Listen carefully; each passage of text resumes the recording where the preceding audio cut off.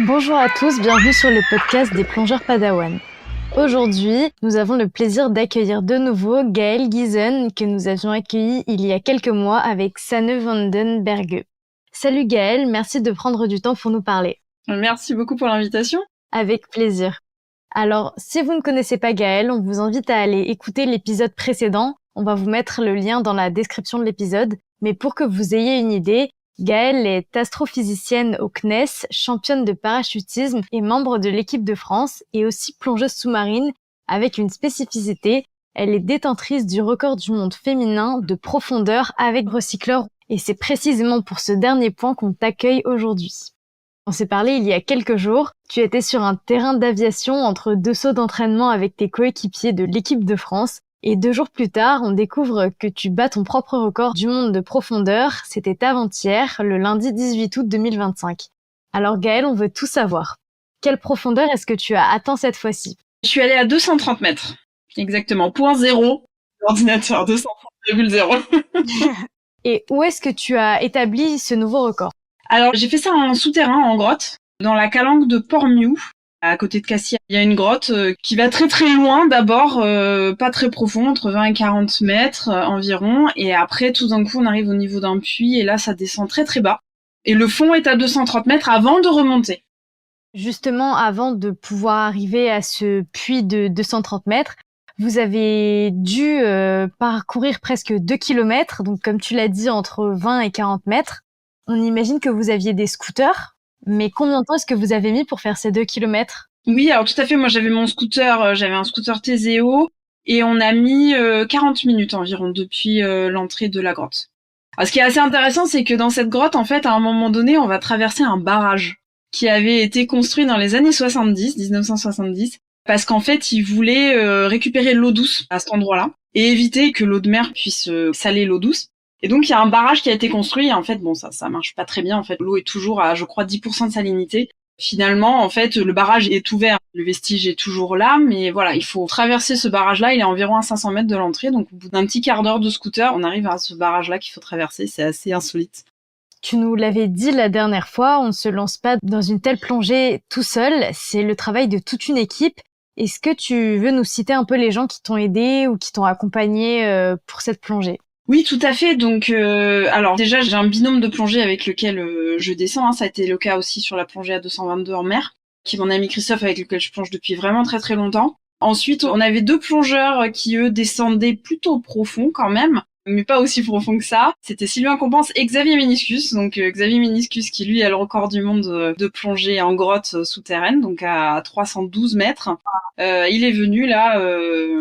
avec nous. Il est allé en fait découvrir avec Sylvain une autre partie de la grotte en fait qui était à 170 mètres. Donc voilà, et en même temps ça nous faisait à nous des plongeurs de sécu profond en fait. Et puis après, juste derrière le barrage en fait, on avait d'autres plongeurs qui nous attendaient. Aussi des amis, notamment Laurent Basset et le photographe Albert Guizot, qui nous attendaient là et qui pouvaient facilement faire la navette en fait avec l'extérieur de la grotte. Et puis après, des gens sur le bateau bien sûr, des amis également, qui étaient là pour assister s'il y avait besoin. Ça fait pas mal de monde quand même pour une plongée. Ah oui, ça fait beaucoup de monde, mais bon, c'est une plongée engagée, donc il faut ça. Hein. Combien de temps est-ce que t'as mis à peu près pour préparer cette plongée ? Alors, bon, je me suis beaucoup appuyée sur ce que j'ai fait l'année dernière, forcément.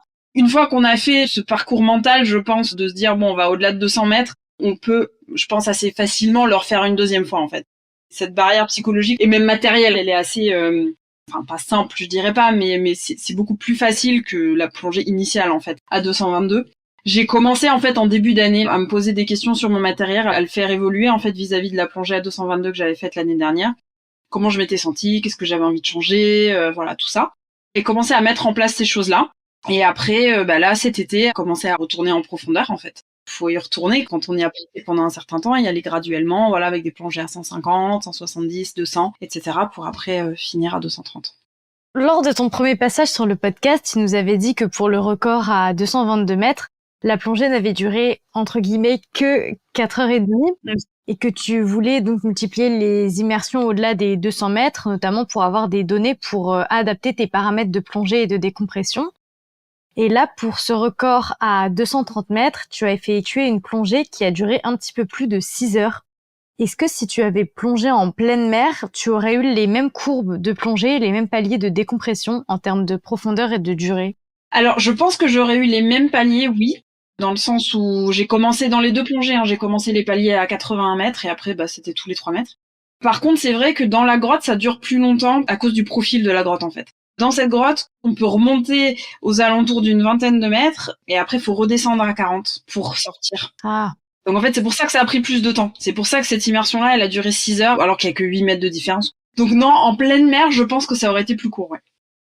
et est-ce que le fait que avant vous ayez dû faire 2 kilomètres entre 20 et 40 mètres, ça a aussi rajouté donc du temps Oui, un petit peu, mais c'était pas grand-chose. Je pense que c'est plus la recompression au retour, en fait. Ouais. C'est le même endroit où on passe, hein. On passe à l'aller, on passe au retour, bien sûr.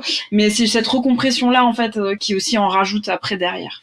Est-ce que pendant cette plongée, tout s'est passé comme tu l'avais planifié? Pas d'angoisse, de stress, de problèmes de batterie, de douleurs aux oreilles, de tremblements, de narcose? Non, alors dès que j'étais dans l'eau, ça s'est très bien passé. Bon, en surface, il y a toujours des petites histoires de le détendeur qui fuit, le machin, etc. Bon, voilà, ça c'est du classique. Il faut gérer. Et c'est pour ça aussi que les gens sur le bateau sont très importants pour que ça soit résolu rapidement et qu'on puisse partir. Après, une fois que j'ai su rentrer dans la grotte, non, ça s'est super bien passé. Les oreilles, effectivement, j'avais une inquiétude parce que j'avais fait auparavant une plongée à 200 mètres dans cette même grotte, bien sûr, pour aller la découvrir aussi. Et j'avais eu des soucis d'oreilles, en fait, parce qu'on fait beaucoup de yo-yo, en fait, entre 20 et 40 dans cette grotte-là. Et après, quand il faut descendre, d'un coup, les oreilles, elles disent, non, on vient déjà se faire beaucoup d'allers-retours dans une zone qui est pas forcément très profonde, mais c'est là où, sur les oreilles, ça s'applique beaucoup. Sur cette plongée-là, j'ai pas eu de soucis. Faut dire que je me suis littéralement lavé les sinus tous les jours pendant 2 semaines, là, dernièrement, pour assurer le coup. Donc, voilà. Bah donc c'est une bonne technique, hein, ça a marché au final. Voilà, j'ai peut-être fait une petite prière aussi, je sais pas. S'il y a un dieu de l'ORL, je sais pas, mais en tout cas, ça a marché. Est-ce que tu pourrais nous commenter ta courbe de plongée, les temps de descente, de remontée, les profondeurs, les paliers, etc. Oui, bien sûr. Je vais la reprendre d'ailleurs. Donc on a mis 40 minutes avant d'arriver à ce puits-là, qui se retrouve aux alentours des 20 mètres. Après, ça descend très vite quand même, hein. Ouais. On peut descendre assez vite sans problème. Là, c'est juste l'injection des gaz dans le recycleur, en fait, qui va plus ou moins nous freiner. Et puis ensuite, j'ai fait demi-tour assez rapidement. Voilà, la pointe, je l'ai pas tenue longtemps. Et puis, le début de la remontée également est rapide. Ouais. Ça, c'est une volonté vraiment de sortir de la profondeur. Et après, de tranquillement abaisser cette vitesse de remontée jusqu'au premier palier qui a été pour moi à 81 mètres. Et après, en fait, tous les 3 mètres, un palier. Ah ouais. Donc, il y en a beaucoup.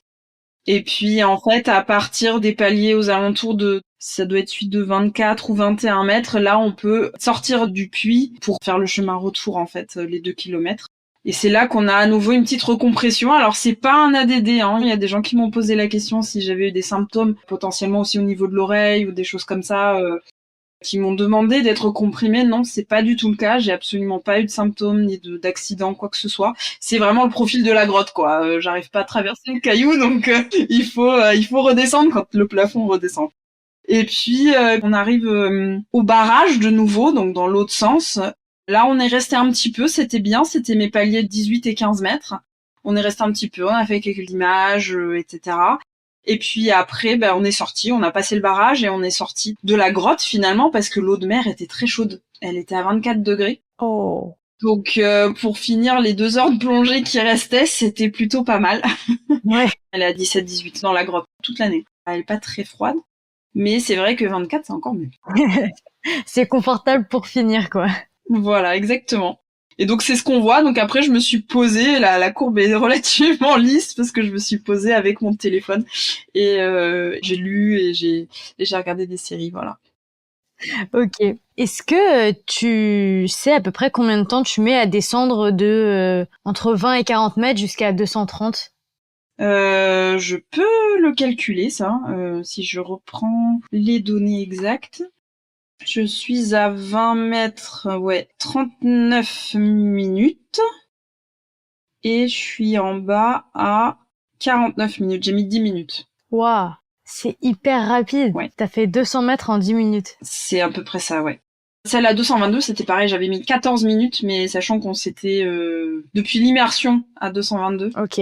À 6 mètres, on avait fait un bubble check, etc. On avait attendu 2-3 minutes, donc c'est l'ordre de grandeur. Hein. Ouais. En 10 minutes, on peut descendre. Ouais.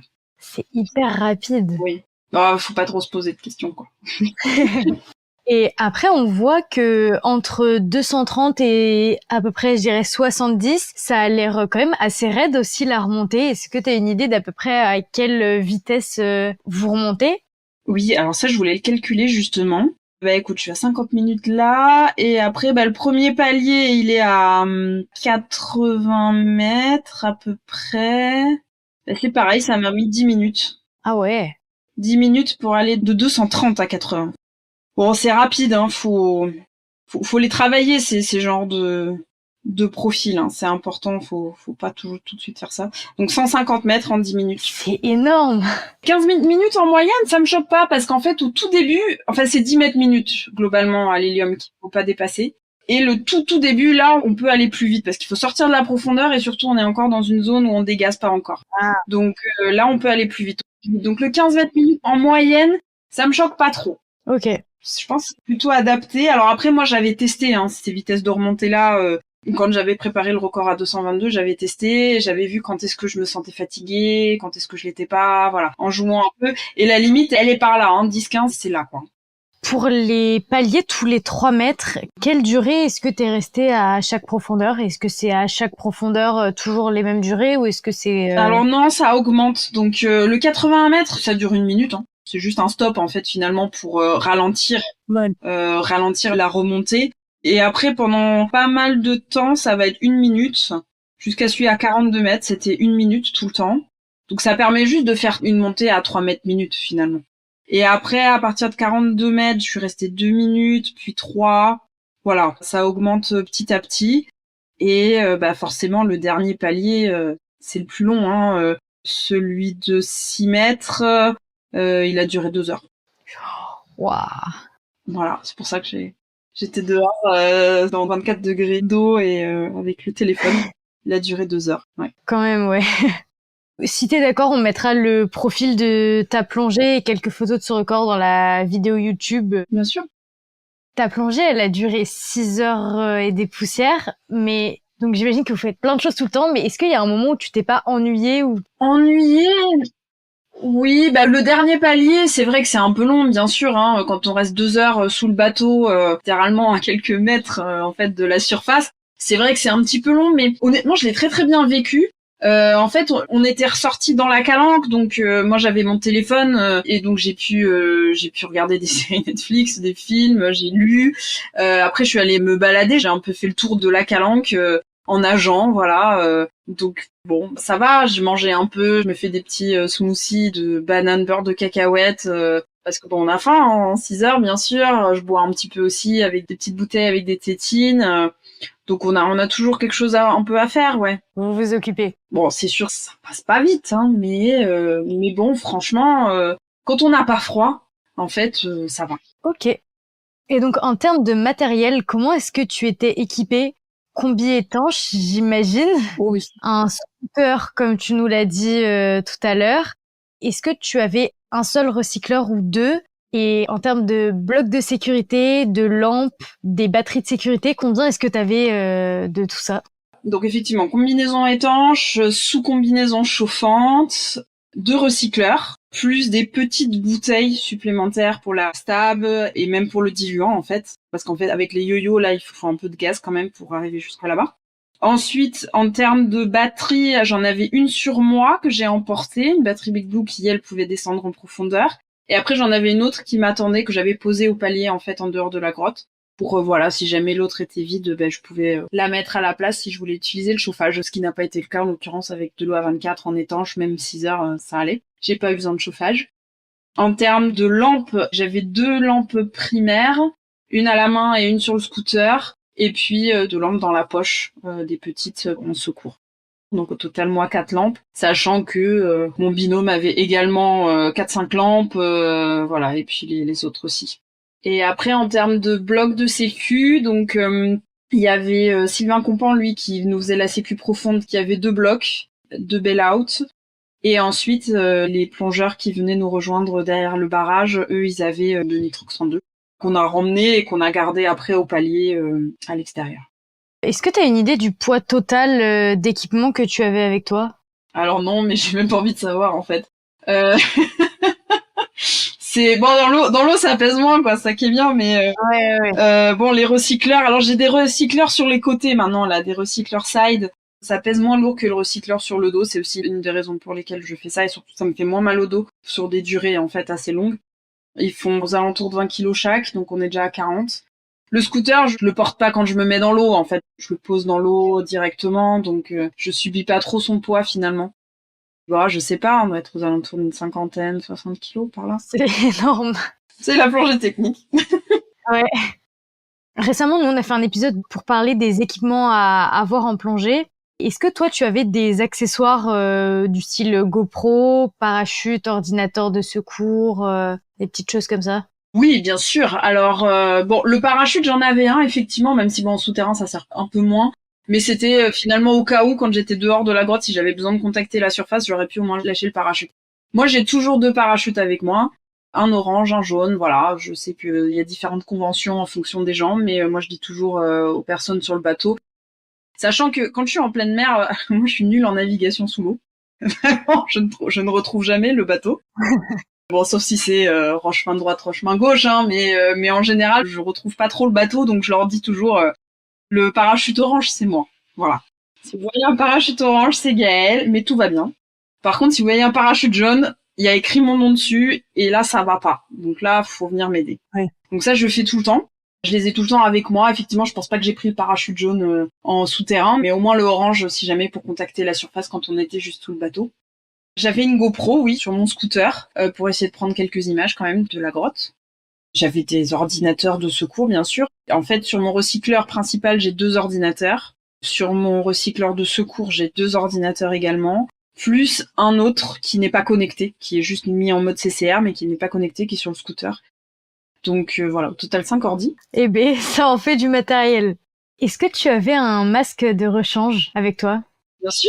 Bien sûr, toujours. Un masque dans la poche, bien sûr. Il y a tout de rechange. On ne redonde pas les palmes, même si pour moi un scooter c'est une redondance de palmes. Je n'ai pas redondé la chipie pour faire pipi, même si porter une couche, pour moi c'est une redondance de la chipie. J'ai la chipie plus la couche sur des très très longues plongées comme ça, pour pas se faire mal aux reins quand même, c'est important. Mais sinon tout le reste est redondé, ouais. La redondance de flottabilité, la combinaison. Voilà, c'est vrai que la combinaison, bon, elle est pas redondée elle-même. On n'a pas une deuxième barrière de protection, donc si on prend l'eau, on prend l'eau. On peut faire un peu de la flottabilité avec la combinaison et avec la stab. Et bon, si on a froid, on a la sous-combinaison chauffante. Donc si on prend l'eau, on peut se réchauffer. Et on a les batteries de chauffage qui, elles, sont redondées. Bon, voilà. Mais oui, la plupart des choses sont redondées. Le record de profondeur masculin est très profond, au-delà des 300 mètres. Est-ce que tu penses que la barre symbolique des 300 mètres est atteignable? Je pense qu'elle l'est, oui. Il n'y a pas forcément de raison pour laquelle une femme ne pourrait pas aller à 300 mètres. Physiologiquement, il n'y en a pas. Maintenant, c'est juste l'investissement et le temps qu'il faut mettre en place parce que déjà sur une plongée à 230, c'était assez costaud. C'est exponentiel avec la profondeur. Donc c'est juste ça finalement. Et puis aussi l'investissement financier, l'investissement d'autres personnes autour. Bon, c'est tout ça qu'il faut mettre en place et plonger beaucoup, soi-même aussi, de plus en plus profond. Bon, voilà, ça demande plein de choses, mais c'est faisable. C'est plus qui et comment le mettre en place en fait. Ouais. Tu nous as parlé d'investissement financier, mais est-ce que tu as une idée de combien ça t'a coûté donc de plonger à 230 mètres? C'est une très bonne question. On s'en rend peut-être pas forcément compte vu que les investissements ils viennent petit à petit. Mais bon, un recycleur, à la louche, c'est 10 000 euros. J'en ai 2. Donc on est déjà à 20 000. Un scooter, voilà, c'est facile 5-6 000. Plus les ordinateurs supplémentaires, la combi, etc. On est déjà sur du facilement 60 000, je pense, en se mettant à l'eau. Plus, il faut un bateau. Alors bon, moi j'ai signé une convention pour pouvoir emprunter un bateau, mais voilà, c'est pas forcément toujours donné. Il y a les gaz, l'hélium est très cher.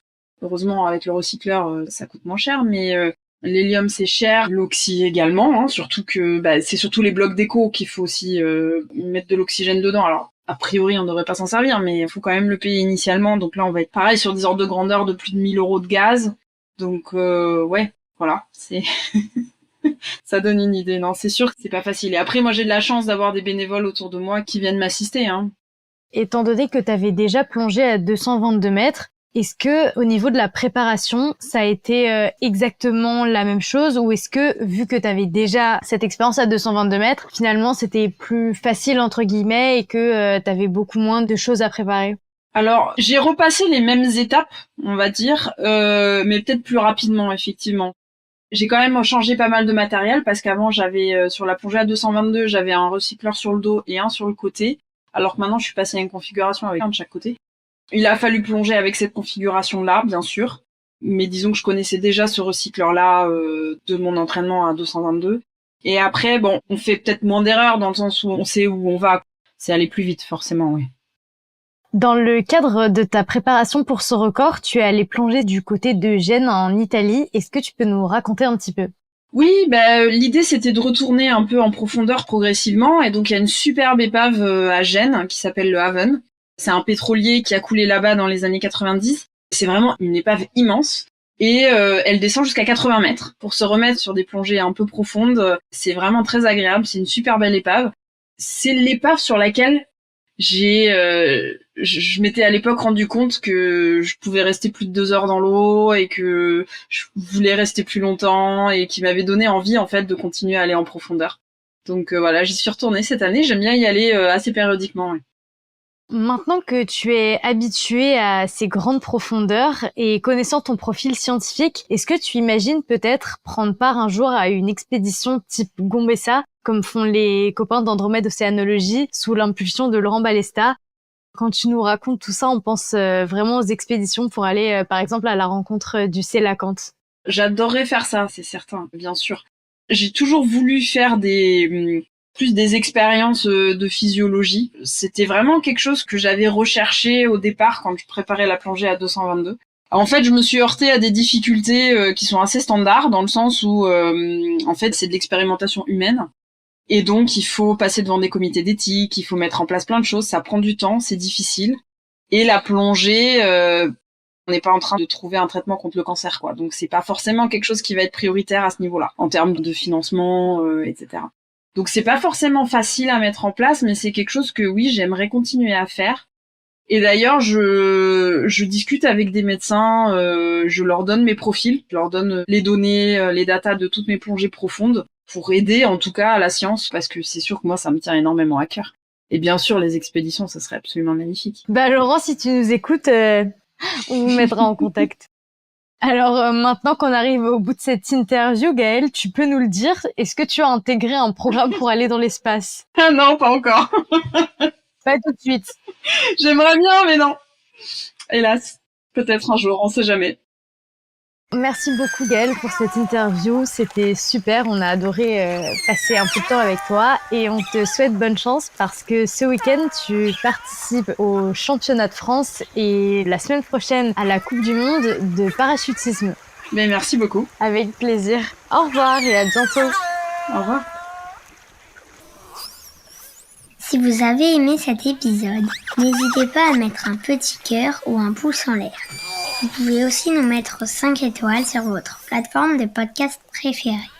Retrouvez-nous aussi sur Instagram, LinkedIn, YouTube, Facebook ou sur notre site lesplongeurspadawan.com. À bientôt pour un nouvel épisode.